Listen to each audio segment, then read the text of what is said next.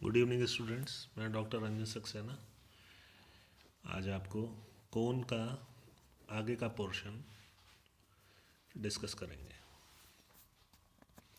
सबसे पहले हम वो प्रतिबंध याद करेंगे जिससे कि एक सेकंड डिग्री की इक्वेशन एक कोन को यानी शंकु को प्रदर्शित कर सके। तो एक्स वाई जेड में आप सेकंड डिग्री की जनरल इक्वेशन लिखिए, A X square plus B Y square plus C Z square plus 2fx fyz plus 2gzx plus 2hxy plus 2ux plus 2vy plus 2wz plus d equal to 0. This is the general equation of second degree in x, y and z. अब हम वो condition निकालने की कोशिश करेंगे जिससे कि ये इक्वेशन एक कोन को रिप्रेजेंट कर सके। तो अगर ये किसी कोन को रिप्रेजेंट करेगी तो मान लेते हैं उस कोन का शीर्ष जो है वो अल्फा बीटा गामा है, वर्टेक्स जो है वो अल्फा बीटा गामा है। तो मूल बिंदु को अल्फा बीटा गामा पर शिफ्ट कर दीजिए।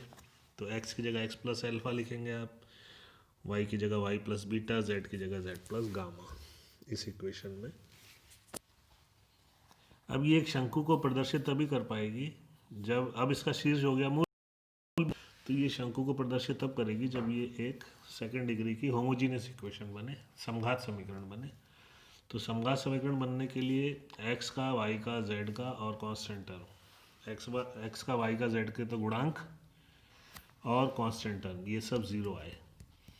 तो इन सबको जब आप ज़ीरो के बराबर इक्वेट करके सॉल्व करने की कोशिश करेंगे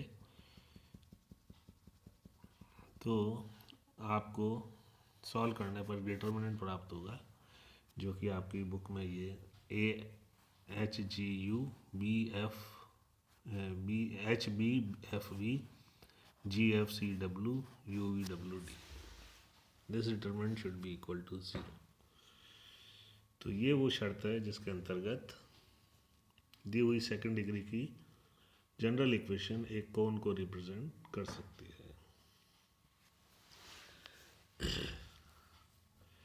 अब आपको एक रेखा और एक कोन का प्रतिच्छेद अगर ज्ञात करना हो तो हम जानते हैं कि रेखा की जो प्रॉपर्टी होती है वो ये होती है कि वो एक कर्व को उतने ही पॉइंट्स में काटती है जितनी कि कर्व की इक्वेशन की डिग्री हो। तो कोन हम जानते हैं सेकंड डिग्री की एक कर्व होती है। तो कोन की इक्वेशन लिखिए, A X square plus B Y square plus C Z square plus 2f(y)z plus 2g(z)x plus 2h(xy) equal to 0। और रेखा है X minus alpha by L, Y minus beta by M, Z minus gamma by N equal to R. अब ये दोनों एक दूसरे को प्रतिच्छेद करते हैं, तो रेखा पर कोई भी जनरल पॉइंट ले लीजिए एक, तो वो बनेगा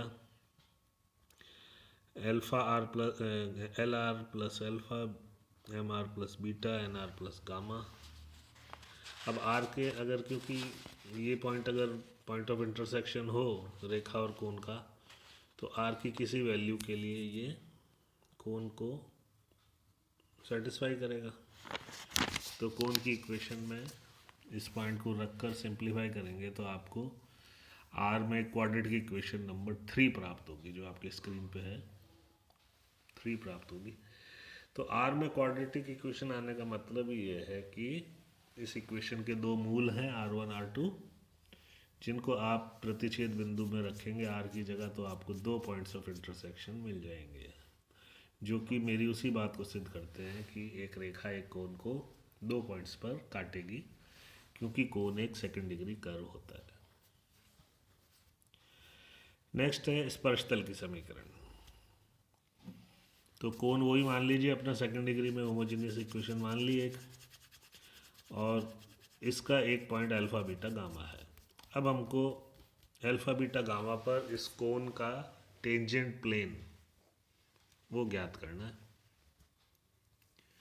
तो अभी हमने पिछले आर्टिकल में जो इक्वेशन नंबर 3 बनाई थी, जो कि आर में क्वाड्रेटिक थी, उसको इस रूप में लिख लें, r square f l m n 2r into this plus constant term. अब यहाँ एफ एल एम एन से मतलब है कि इक्वेशन ऑफ कर्व में एक्स वाई जेड की जगह एल एम एन लिख दो तो ये मिल जाता है। एफ अल्फा बीटा गामा से मतलब है दी हुई इक्वेशन की एल एच एस में एक्स वाई जेड की जगह अल्फा बीटा गामा रख दो तो ये मिल जाती है। अब स्पर्शता में क्या होता है कि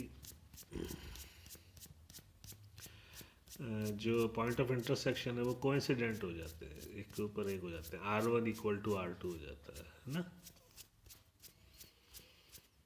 तो यदि अब ये बिंदु यहाँ जो अल्फा बीटा गामा लिया है तो शंकु पर ही स्थित है, तो एक पॉइंट तो ये खुद ही हो गया, तो आर का एक मान तो ज़ीरो हो जाएगा। तो आर का एक मान ज़ीरो होगा यानी F alpha beta gamma will be zero. तो यदि ये रेखा जो है पिछले आर्टिकल वाली वो स्पर्श रेखा हो तो आर का दूसरा मान भी ज़ीरो हो जाएगा। दूसरा मान ज़ीरो होने से R1 R2 दोनों इक्वल होकर ज़ीरो हो गए, तो R1 प्लस R2 भी ज़ीरो हो गया, R1 इंटू R2 भी ज़ीरो हो गया। तो R1 plus R2 minus B upon A zero करोगे क्वाड्रेटिक के हिसाब से, तो आपको इक्वेशन नंबर 5 प्राप्त होगी। इसमें एल एम एन को आप विलो कर देना, तो एक्स एल की जगह एक्स माइनस एल्फा आ जाएगा, वाई की जगह माइनस बीटा। तो एक्स वाई जेड में आपको एक लीनियर इक्वेशन मिलेगी जो कि एक समतल को व्यक्त करेगी। वो समतल जो होगा वो अल्फा बीटा गामा पॉइंट पर कोण है उसको टच करने वाला समतल होगा। और यहाँ पर एक चीज़ ध्यान रखने वाली है कि किसी भी बिंदु पर स्पर्श तल यदि मूल बिंदु से होकर जाता है तो वो शंकु के स्पर्श तल से शीर्ष से होता हुआ गुजरेगा। इसके बाद एक समतल अभी हमने निकाला है किसी बिंदु पर समतल स्पर्श तल। अब हम निकालते हैं वो कंडीशन जिसके अंतर्गत एक समतल एक शंकु को टच करेगा। तो हमने मान लिया समतल l x plus m y plus n z equal to zero है और इक्वेशन ऑफ कोन वही है, सेकंड डिग्री होमोजीनियस। हमको प्रूव करना है कि ये समतल यदि इसको टच करता है तो इक्वेशन क्या होगी। इक्वेशन यानी कंडीशन ऑफ टेंजेंसी क्या होगी। तो अभी हमने पिछले आर्टिकल में देखा स्पर्श तल की समीकरण ये आती है इक्वेशन नंबर 1 जो दिया हुआ है इसमें, और हमको जो स्पर्श तल दिया है वो l x plus m y plus n z equal to zero है। तो इन दोनों को आप कंपेयर कर लो। तो कंपेयर करने पे ये रेशियोज के रूप में जो आपको रिलेशन मिल रहा है वो मिलेगा। तीनों रेशियो इक्वल है इसलिए इनको के बराबर मानकर आप क्रॉस मल्टीप्लाई करके ये तीन इक्वेशंस बना सकते हैं। अब अल्फा बीटा गामा जो है वो जो है पॉइंट ऑफ कांटेक्ट है, तो वो समतल पर भी स्थित होगा, तो समतल को सेटिस्फाई कर लेगा। तो ये चार इक्वेशन आ गए। इन चारों से आप अल्फा बीटा गामा का विलोपन कर दो तो आपको A H G L H B A वही वाला डिटर्मिनेंट मिल जाएगा जो कि पिछले मिला था। इसको आप विस्तार करके लिखेंगे तो ये इस रूप में आएगा a l square plus b m square plus c n square plus 2 FM plus 2 GNL plus 2 HBN equal to zero. यहाँ ए बी सी और एफ जी एच जो है कैपिटल वाले, ये स्मॉल एफ जी एच और A B C के cofactors होंगे इस दी हुई समीकरण, ये दी हुई जो सारणिक है ना इसमें ये इसके कोफैक्टर्स बनेंगे। तो ये कुछ आर्टिकल्स थे जो कि बेहद इम्पोर्टेंट हैं, तो इनको आप एक बार अपने स्वयं समझ के खुद डिराइव करिए और इनको प्रूव करिए। जो आर्टिकल्स हैं रेसिप्रोकल कोण वगैरह के वो हम नेक्स्ट लेक्चर में लेंगे। Thank you.